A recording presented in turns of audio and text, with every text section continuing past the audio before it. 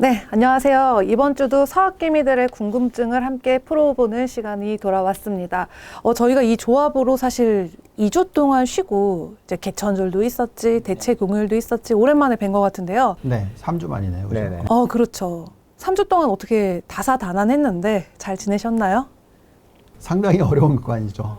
예, 웃는 것이 아닙니다. 지금 시장의 변동성이 워낙 심하기 때문에 대응하시기 힘들어하시는 고객분도 상당히 많으시고 그런 것이 다 이게 전에 오고 있어서 지금 투자자분들이 어떻게 하면 수익률을 지켜낼 수 있을지 고민을 하지만 이게 쉽지가 않습니다. 하지만 어쨌든 최선을 다하고 있고 그나마 제가 오늘 해드릴 수 있는 말씀은 이제 거의 다 갔다. 아니면 이미 벌써 지났을 수도 있다. 예. 그래서 정말 끔찍한 터널을 지나가고 있는 느낌이실 테지만 조금만 더 참으시면 되지 않을까 뭐 이런 기대는 해보고 있습니다. 저는 뭐 2주간 또 네. 제가 이제 방송이 다 대부분 없었거든요. 네. 그래서 이 기회를 좀 틈타서 제가 최대한 이제 좀 어차피 일이다 보니까 어쩔 수 없이 장은 계속 봐야 되는데 조금 신경을 좀 딴 데로 돌리려고 많이 했어요. 그래서 책도 좀 읽고 네. 뉴스를 조금 안 보고 뭐 그렇게 해서 좀 낫던 것 같습니다. 근데 이제 지난주가 제가 봤을 때 제일 극심했던 것 같아요. 그러니까. 이제 뉴스 나오고 인플레이션 나오고 이제 수치가 안 좋게 나왔는데 또 안 좋았으니까 피크 치는 것 같다라고 해서 장이 엄청 좋더니 다음날 바로 그냥 비웃듯이 투자자들 비웃듯이 그렇게 돼서 너무 힘들었던 장인데 이게 과거에 생각해보면 이랬던 적이 꽤 많았던 것 같아요. 뭐 이제 좋은 뉴스가 안 좋은 뉴스였던 적도 시장에 굉장히 많고 이렇게 투자자들을 비웃기라도 하듯이 항상 이제 반대로 갔던 장도 많았어가지고 아까 말씀하신 것처럼 이것도 뭐 영원하지 않을 거니까 좀 견디시는 방법을 각자 이제 강구를 해야 되겠다. 사실 오늘 그 얘기 하셨는데 이번은 좀 틀리다고 저는 생각해요.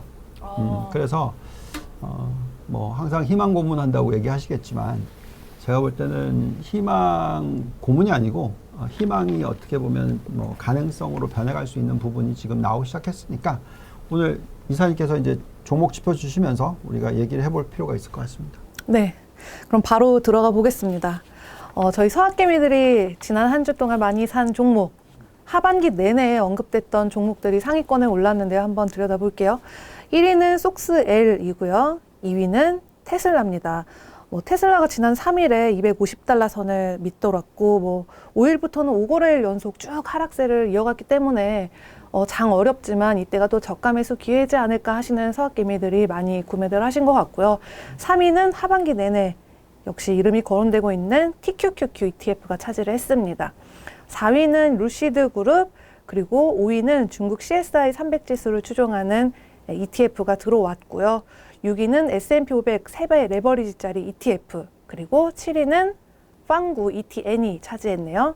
그리고 5위는 이 염색체 구조 변이를 분석하는 소형주 바이오나노 지노믹스가 들어왔고요.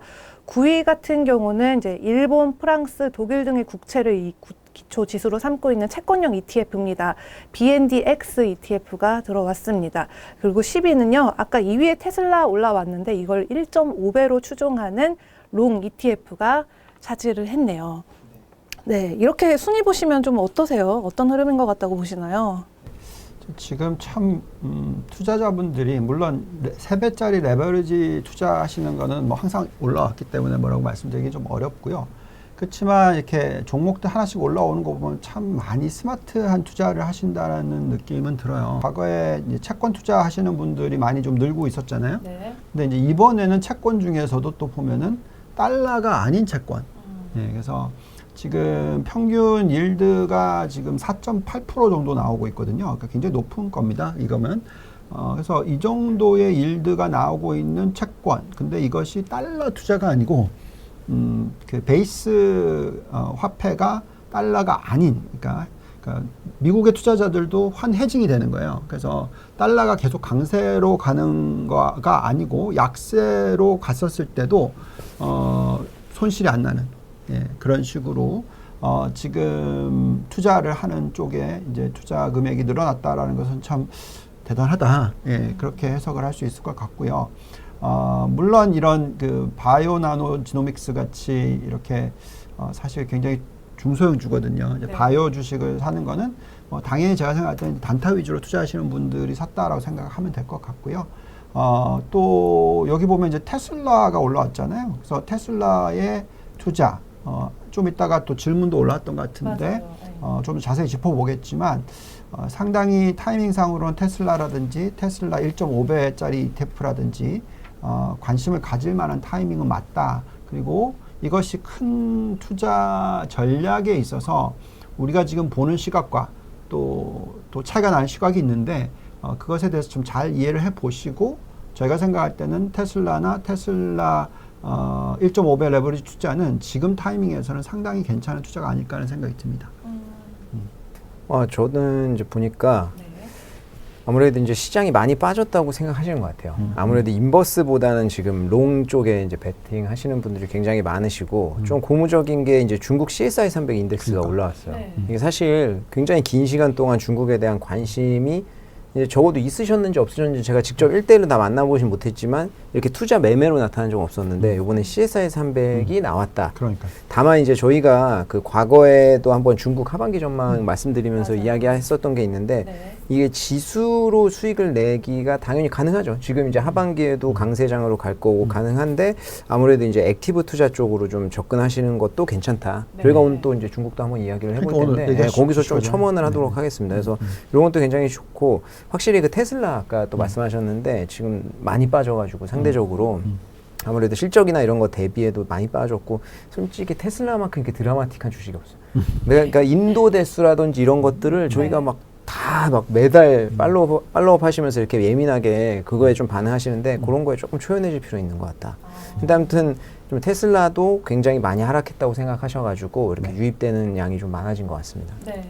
한마디로 좀 더 하자면 지금 아까 이사님께서 하신 얘기가 장이 인플레이션 숫자가 나왔는데 빠지는 듯 했다가 올렸다가 또 그 다음날 금요일날 왕창 떨어뜨렸다라고 얘기했잖아요. 네네. 그게 이제 기대 인플레이션 미시간 사실 그렇게 중요한 수치가 아니에요. 그렇죠. 평소에는 그렇게까지. 근데 뭐. 그걸 가지고 끌어내렸는데 지금 보면 또 선물이 반등을 하고 있거든요.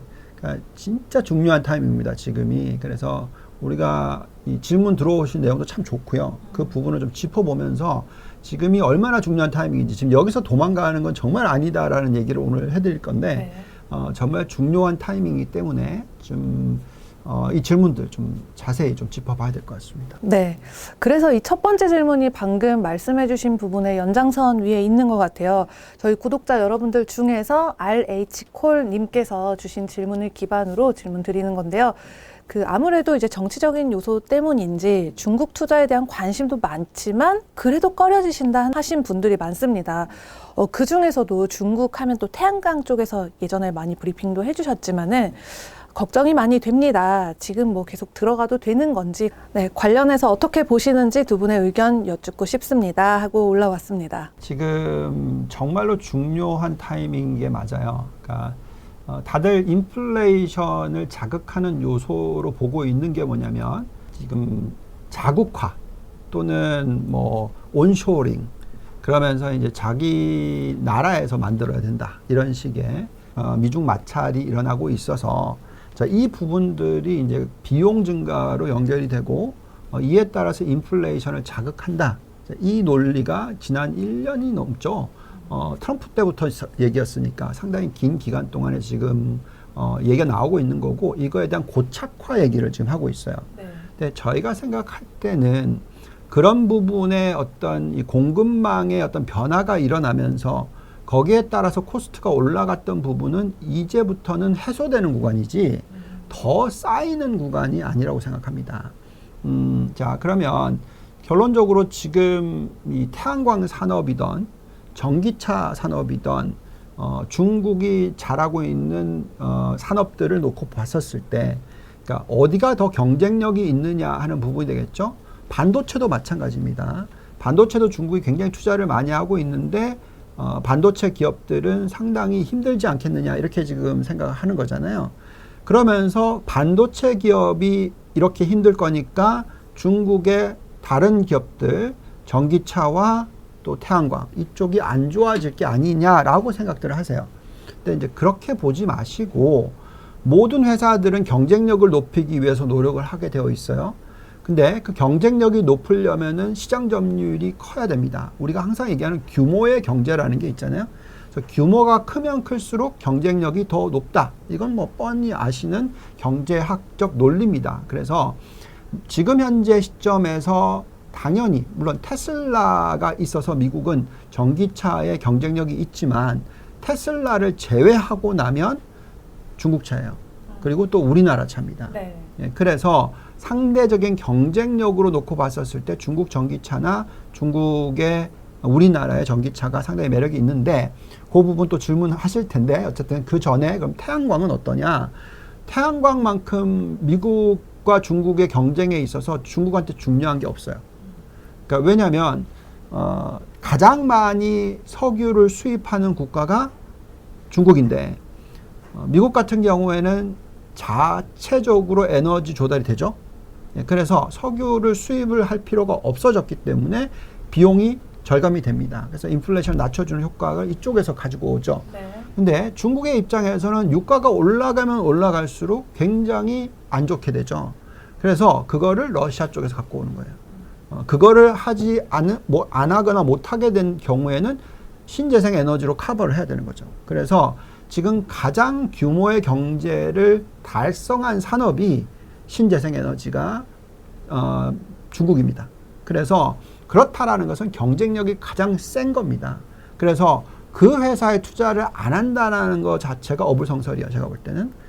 그런 회사들이 경쟁력이 있고 매출 증가율이 일어나고 미국으로 수출을 못한다 하더라도 자기네들이 자체로 수요가 생기는 건데 그럼 당연히 그쪽의 성장력은 굉장히 높다라는 거죠. 그래서 저희가 생각할 때는 지금 태양광 산업을 이 반도체 이 인플레이션 법안 통과시키고 막 이러면서 미국이 지금 중국을 공격을 하고 있으나 결국은 시장의 규모가 어디가 제일 크냐가 제일 중요해요. 네. 근데 전기차 시장과 태양광 시장은 중국이 제일 크다. 특히 태양광 같은 경우에는 가장 수요가 중요하다. 그렇기 때문에 지금 보면은 대표적인 중국의 태양광 회사들이 수주를 엄청나게 받고 있대요. 네. 중국 자체 내에서. 그렇다라는 것은 그만큼 수익성이 좋고 경쟁력이 좋다라고 생각하셔야 됩니다. 그래서 지금 타이밍상 저희가 신재생 에너지 종목들을 쭉 뽑아보면 등수로 딱 뽑아보면은 어쨌든 가장 좋게 보이는 게 중국, 그 다음에 한국, 그리고 나서 미국이에요. 그래서 미국도 당연히 경쟁력 있는 회사들이 있어요. 뭐 퍼스트 솔라라든지 엠페즈 에너지 뭐 이런 회사들이 있습니다만 그것보다도 더 경쟁력이 세고 강한 회사들이 중국 회사와 한국 회사다. 그러면 우리는 지금 현재의 태양광 투자를 할 때 있어서 우리가 꼭 굳이 정치적인 요소 때문에 1등, 2등을 버리고 그냥 4등, 5등을 사야 되냐? 그건 아니죠. 예를 들어서 테슬라가 1등인데 테슬라를 버리고 중국 차를 사라는 게 아니고 테슬라와 다른 2등, 3등을 사는 거죠. 마찬가지로 중국의 1등, 2등이 지금 태양광에서는 1등, 2등이니까 그 종목들을 사고 그 다음에 미국 종목을 사는 게 올바른 전략이다라고 말씀을 드리겠습니다. 말씀 들으니까는 이제 뭐 경제나 정치 요소보다는 기업과 그 시장 자체를 집중해서 봐야 된다라고 이해가 되는데요. 우리 박상준 이사님은 또 어떻게 보시는지 궁금해요. 네, 상무님께서 이제 너무 좋은 말씀 해주셨는데 제가 이제 거기에 첨언을 좀 하자면 이제 저희가 이제 중국 하반기 전략 이야기할 때 이제 그 섹터의 이제 투자 스타일의 전환에 대해서 한번 말씀드린 적이 있었거든요. 네. 그래서 그 당시에 이제 자금이 많이 풀리고 유동성 장세가 오면서 신재생 에너지 그리고 이제 뭐 그런 IT 쪽이라든지 이런 쪽으로 자금이 좀 들어왔었어요. 그래서 이제 그 당시에도 저희가 말씀드렸던 것은 하반기에 이제 장세 변환이 되면서 이쪽에 차익 실현이 조금은 나올 수 있게 단기적으로 이런 말씀을 좀 드렸었거든요. 네. 그런 이제 지금 변환의 와중에 있다라고 보시면 되고 당연히 이제 장기적으로 봤을 때 당연히 태양광 산업 자체가 굉장히 이제 클 수 있는 어떤 잠재를 많이 가지고 있고 지금 20차 당대회 한창 진행 중이잖아요. 요번에 20차 당대회에서도 이제 그 향후 5년 동안의 주요 과제로 제시한 것 중에 하나가 친환경이에요. 그러니까 이제 신재생 에너지 쪽으로는 또 지원이 많이 들어갈 것으로 예상이 되고 있습니다. 그러니까 결국에는 지금의 조정이 장기적으로 투자하시는 분들한테는 어찌 보면은 조금 더 투자할 수 있는 그런 기회가 좀 될 수도 있겠다라는 생각도 들고요. 그 와중에 그럼 어떤 기업들을 선택해야 되냐? 저희가 과거에 한번 진코솔라라는 기업에 대해서 소개한 적이 있었어요. 네. 요게 이제 연초 대비로 봤을 때 지금 수익률이 5% 이하? 이제 플러스 5% 이하로 떨어졌기 때문에 이런 것들 좀 걱정하시는 분들이 있을 텐데 이런 어떤 조정의 과정에 있었던 거고 진코솔라가 요번에 이제 그 차세대 이제 태양광 기술에서 N형 탑콘 쪽에서 가장 이제 높은 기술을 보유를 하고 있잖아요. 네. 최근에 효율을 26%까지 달성을 했어요. 네. 그래서 계속 꾸준히 효율을 높이고 있다. 그렇기 때문에 지금 커가는 산업에서 단기 조정에서 이제 차익 실현을 한다거나 이렇게 이제 하시는 것보다는 오히려 조금 더 투자할 수 있는 기회로 보고 장기적인 투자에서 이런 좋은 기업들을 선택을 해서 가는 게 맞지 않나 이렇게 생각을 합니다. 이게 중요한 게 중국은 제조업이 제일 중요한데 지금 전 세계는 제조업이 친환경 에너지를 써야지 우리가 투자를 할게 아니면 물품을 구입할게 이렇게 변해간단 말이에요. 네. 그러면 당연히 중국의 신재생 에너지 회사들의 매출이 중국의 제조업에 훨씬 더 커지는 방향으로 가게 돼 있겠죠. 그래서 우리는 잘 생각해야 되는 부분이 당연히 여러 가지 정치적인 이슈들이 있습니다. 그리고 산업적인 변화도 있고 신재생 에너지가 중요해지는 것도 있고 이런 부분들이 전 세계의 모든 기업들에 영향을 미치겠지만 결국 누가 수혜를 보는지 이거를 꼭 생각하시면서 거기에 대한 종목 투자가 중요할 것 같습니다. 네. 두 분 말씀을 듣고 생각이 좀 정리가 되는 것 같다라는 생각이 들고요. 두 번째 질문으로 바로 이어가 볼게요. 리큐님, 그호만님께서 이렇게 의견을 남겨주셨는데 테슬라에 대한 질문입니다. 테슬라 주가 사실 작년 11월 달 이후로 50% 정도 빠져 있는 상황이고 요즘 뭐 불안한 가운데 계속 순매수는 이어지고 있잖아요. 근데 또 그 와중에도 리비안이 낫대 아니면은 뭐 루시드가 낫대 그 경쟁력이 테슬라가 너무나 독보적이다라고 그동안은 생각했지만 이제는 자꾸 이렇게 주변을 돌아보게 되는 약간 시점이 됐나 싶기도 하고요.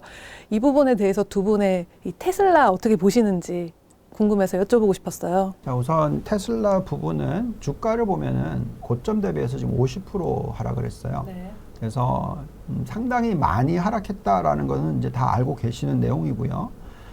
저희가 테크니컬한 차트로 봐서는 지금 정말 중요한 타이밍입니다. 자, 근데 여기서 진짜 중요한 포인트가 있어요. 자, 우리가 지금 미국의 인플레이션 걱정을 하고 있잖아요. 자, 인플레이션 걱정을 하는 이유 중에서 근원 CPI가 높아졌다. 이게 지금 가장 핵심이에요. 네. 그래서 주거비 상승률이 너무 높다. 이렇게 지금 얘기를 하면서 미국에 대해서 걱정을 하고 있어요.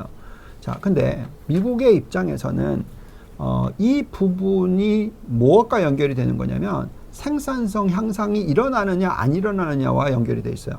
만약에 생산성 향상이 일어나지 않는다면 계속해서 기업들은 지금 계속 사람을 찾아야 되고 그 사람을 뽑기 위해서 계속해서 인건비를 높여야 됩니다. 그러면 그게 인플레이션과 연결이 되고 그게 엄청난 장기적인 약세장 또는 장기적인 대세 하락장 뭐 우리가 그냥 세큘러 베어 마켓 이렇게 연결이 될 수가 있어요. 근데 그것을 해소시켜주는 부분의 가장 큰 중요한 포인트가 생산성 향상이에요. 근데 그 생산성 향상을 일으켜주는 가장 대표적인 기업이 테슬라입니다. 왜냐하면 사람이 필요 없어요. 자동화를 시키는 정도가 뭐 과해 정도이죠. 예, 그래서 테슬라는 규모의 경제 플러스 생산성 향상을 도모하는 회사입니다. 그렇기 때문에 이 회사를 버리고 리비안, 루시드? 예, 저는 그거는 아니라고 생각해요. 물론 그쪽도 앞으로 규모의 경제를 키울 수도 있겠지만 네. 어쨌든 테슬라를 사느니 그걸 산다 이건 절대 말이 안 되고 그것보다는 테슬라를 사고 그래도 좀 더 굉장히 높은 수익을 올리고 싶다. 그래서 혹시나 모르니까 한 전체 투자 금액의 한 2%? 5%? 이 정도를 예를 들어서 루시드나 리비안 이런 거 사는 거 그건 상관이 없어요. 네. 예, 그렇지만 여전히 테슬라의 매력도가 가장 크다라고 생각을 하고요. 또한 요번에 이제 인플레이션 방지법이 지금 통과가 되면서 지금 전기차를 수혜를 주는 기업들이 사실은 미국산이잖아요. 네. 예, 근데 그렇다고 해서 그러면 테슬라만 사야 되거나 루시드 리비안만 사야 되느냐? 절대 아니라고 생각해요. 루시드 리비안보다는 저희가 생각할 때 한국 전기차가 훨씬 낫습니다. 네. 중국 전기차는 중국에서 알아서 팔 거고, 중국 전기차를 사는 건 잘 모르겠으나 어쨌든 한국의 기아차라든지 현대차 같은 경우에는 지금 보조금이 안 들어온다고 얘기를 하니까 아예 그냥 구입을 안 하는 미국 국민들도 생기는 거예요. 그게 보조금이 들어오면 그때 살게. 네. 그러니까 그만큼 로열티가 지금 생기고 있고, 퀄리티, 결국 품질이에요. 품질이 제일 중요합니다. 그래서 전기차든 어떤 상품이든 간에 경쟁력, 그러니까 가격 경쟁력, 규모의 경쟁력, 품질 경쟁력, 이게 제일 중요하기 때문에 이걸 다 가지고 있는 회사들이 1등, 2등, 3등을 하는 거예요. 그래서 지금 전기차에 있어서는 테슬라를 절대로 버릴 수 없고요. 그 다음에 우리가 생각하는 한국의 자동차들을 버릴 수가 없다고 저희는 생각하고요.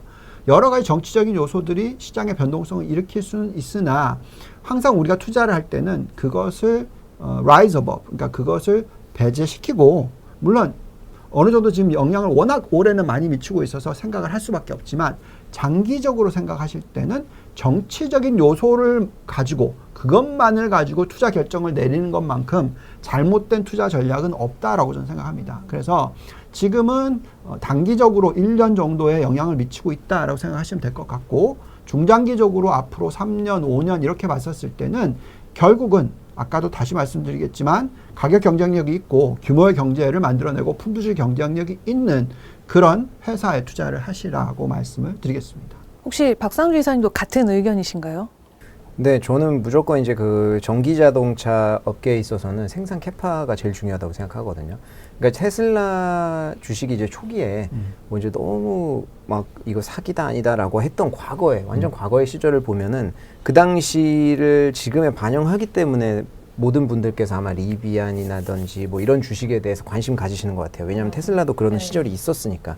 근데 테슬라가 그랬던 시절에는 전기 자동차 산업 자체가 완전 초기였어요. 그래서 지금처럼 자동차 팔리는 시기가 아니었어요. 그러니까 그 모델이 말이 되는 거예요. 근데 그거를 지금하고 그대로 갖다 놓고 보면 이미 전기차는 중국에서 70만 대씩 팔리기 시작하는데 매달 그런 시장에서 생산 캐파가 안 된다라고 하면은 이게 돈을 만들기, 실제로 돈을 못 번다는 거예요. 계속 꿈만 가지고 주식 투자할 수는 없는 그렇죠. 거잖아요. 그러니까 실현될 가능성에 대해서 봤을 때 테슬라가 오히려 더 낫다. 테슬라는 아까 말씀하신 것처럼 전 공정이 거의 대부분 자동화가 되어 있기 때문에 이제 생산 규모의 경제도 당연히 실현을 했고 생산 캐파가 지금 꾸준히 늘어나고 있잖아요. 이런 상황에서 굳이 다른 쪽으로 눈을 돌릴 필요가 있는지, 그럴 바에는 차라리 포트폴리오에서 다른 섹터를 담는 게 저는 개인적으로 더 낫지 않나 이렇게 좀 생각을 합니다. 네. 네, 정답이네요. 네, 알겠습니다. 그럼 세 번째 질문 드리겠습니다. 이 질문은요, 사실 좀 진부하지 않나 이제는 싶기도 하면서 계속 궁금해지고 있는 질문이기도 해요. 바로 경기 침체에 대한 부분인데요. 경기 침체 오냐 마냐 이게 아니라 이제 이미 온 것 같다, 이런 말들도 많이들 하시는데 이제 여기서 궁금한 게 이겁니다. 여기서 더 빠지나요? 이건 것 같은데요. 참 어려운 질문인 것 같아요. 두 분 어떻게 보시나요? 자, 이게 이제 정말 중요한 질문이에요. 지금 타이밍이 아까 시작할 때부터 정말 중요한 타이밍이다 말씀을 드렸잖아요. 네.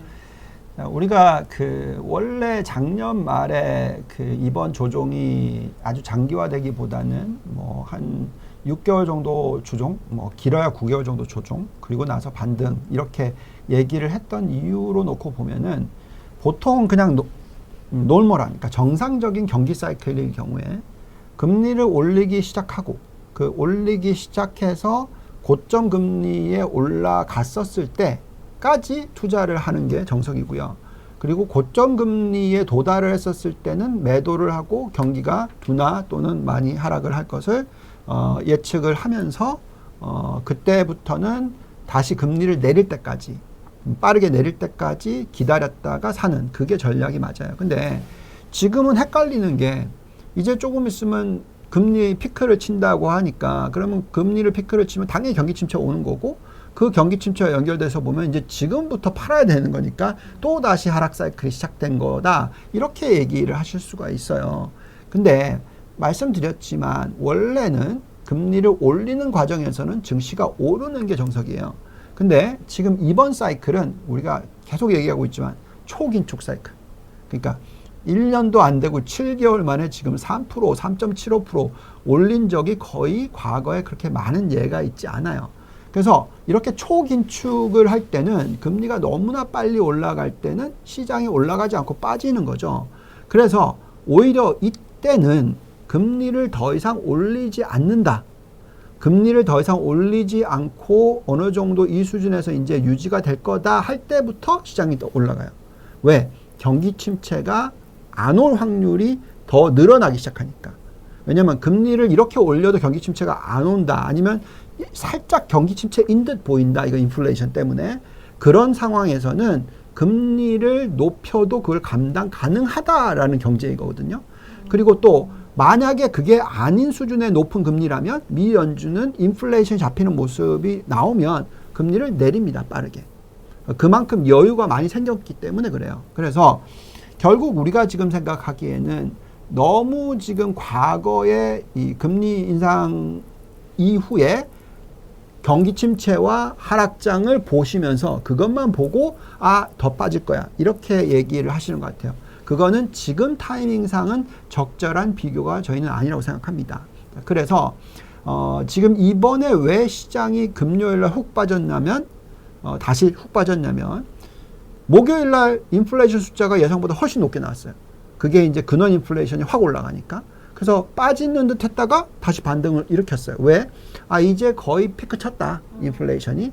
그런 얘기였다가. 네. 근데 미래 인플레이션 기대치 보니까 또 올라갔네.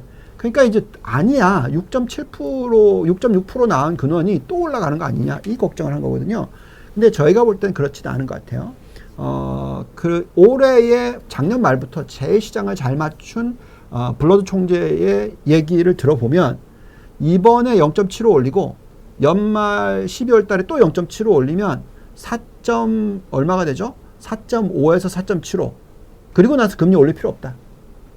그러니까 고점이 5%에서 끝나는 게 아니라 6%, 7% 올라가는 걸 걱정을 해왔던 사람들을 다 버려주는 거예요. 그러니까 안심을 시켜줄 수 있는 거죠. 그래서 금리는 4.5에서 4.75까지 올리고 나면 더 이상 안 올린다로 바뀌면 네. 그게 제가 예측했던 부분들이거든요. 그래서 미리 빨리 올려버리면 그게 시장을 더 이상 빠지는 게 아니라 반대로 변할 수가 있습니다. 그래서 지금 타이밍상으로는 저희는 여기다 대놓고 대세 하락장이 일어날 것이니까 던지자. 그건 아니라고 봅니다. 왜냐하면 지금 나스닥을 분석하거나 S&P 500을 분석하거나 우리나라 코스피를 분석을 해도 이미 시장은 5% 금리를 반영한 지수대, 5%보다 더 높은 금리를 반영한 지수대. 그렇다라는 것은 만약에 그것보다 덜 올라가고 끝난다면 시장은 반등을 해주는 타이밍이 들어온다는 거죠. 그래서 저희가 지금 같은 상황에서는 패닉하시지 마시고 계속해서 인플레이션 보셔야 되고 계속해서 미 연준의 스탠스를 보셔야 되고 기업들이 경기 침체로 넘어가는지 보셔야 되는데 저희가 생각할 때는 생산성 향상이 다시 들어올 거고요. 따라서 인플레이션이 계속 올라가는 게 아니라 하향 안정화될 가능성이 더 높아지고요. 따라서 미 연준의 스탠스도 변화할 수 있는 가능성이 점점 더 내년도에는 확대가 될 거다. 그렇다면 지금 타이밍에서 던지시는 게 아니고 정말 지금 타이밍에서 정신 바짝 차리고 좋은 종목 골라내는 것이 정말 중요하다. 이렇게 말씀을 드리겠습니다. 네. 자, 박상주 이사님도 한 말씀 더 부탁드릴게요. 저는 매크로 이렇게 제가 그런 쪽을 이렇게 전문적으로 다루지는 않지만 이제 미국 같은 경우가 실적 시즌이 시작이 됐잖아요. 그래서 아마 이제 이번 실적에 대해서 되게 중요하게 볼 거고 이제 오히려 이제 더 중요한 것은 내년 이제 전망치가 올해 아마 나올 거기 때문에 요거에 대해서 굉장히 예민하게 좀 반응할 거라고 생각을 합니다. 그래서 그거에 따라서 그게 어떻게 나오는지에 따라서 아마 10월 달에 어떤 그 바닥 다지기를 좀 한다든지 그런 게 좀 있을 것 같아요. 그 이후에는 또 기술적인 반등이 될 수도 있겠고 상승장이 될 수도 있겠고 좀 펼쳐지지 않겠는가 그렇게 생각을 합니다. 네. 이번 주 정말 좀 어려운 시간들이었던 것 같고요. 한데 그래도 베이지북 공개도 있고 연준 인사들의 발언도 남아있고 실적 시즌 이제부터 시작이니까요. 여러 가지 관전 포인트들이 나올 수도 있고 방향성이 갈릴 수 있는 아주 더 중요한 시기라는 생각이 듭니다. 저희는 오늘은 여기까지 마치고요. 다음 주에 또 궁금한 사항들 함께 들여다보는 시간 갖도록 하겠습니다. 오늘도 수고 많으셨습니다. 감사합니다. 감사합니다.